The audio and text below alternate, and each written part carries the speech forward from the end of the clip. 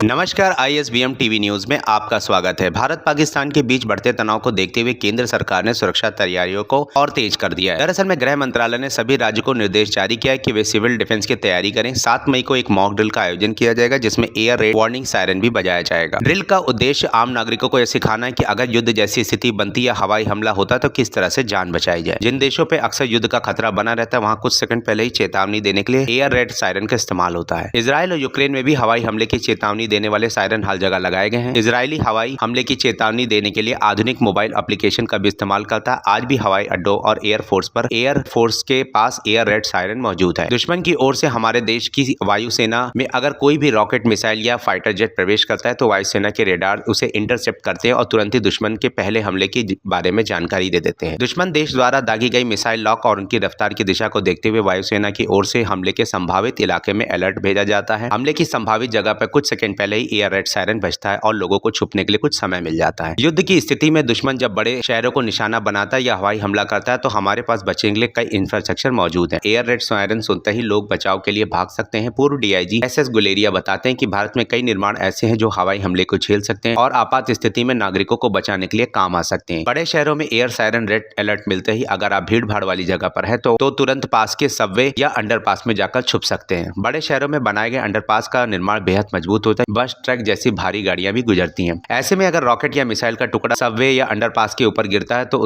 उसका असर बेहद कम होता है। हवाई हमले के अलर्ट की स्थिति में अगर आप खुली जगह में है तो किसी ऐसे ओवरफ्लाई के नीचे तत्काल चले जाएं या ऊंचाई कम हो। अगर आप किसी इमारत में हैं तो रेड सायरन बजने की स्थिति में इमारत के मुख्य द्वार से दूर हट जाएं। इमारत के ऐसे हिस्से में ना खड़े हो जहां सिर्फ एक परत की दीवार या चारों तरफ बड़ी खिड़कियां हो। इमारत के उस हिस्से में चले जाएं या किसी ऐसे कमरे में चले जाएं जिसकी दीवारों के बाहर भी तुरंत भी दीवार की परत हो। आमतौर पर किसी इमारत में बनाए गए शौचालय उसके बीच में होते हैं जिसकी चारों दीवारें होती हैं। ऐसे में हवाई हमलों से बचाव के लिए बेहतर जगह है। उम्मीद करते हैं हमारे द्वारा दी गई जानकारी से आप संतुष्ट होंगे और अधिक जानकारी के लिए देखते रहिए ISBM टीवी न्यूज। साथ ही मैं YouTube चैनल को लाइक और सब्सक्राइब अवश्य करें तथा बेल आइकन को प्रेस करना बिल्कुल ना भूलें ताकि वीडियो की नोटिफिकेशन सबसे पहले आप तक पहुंचती रहे। धन्यवाद।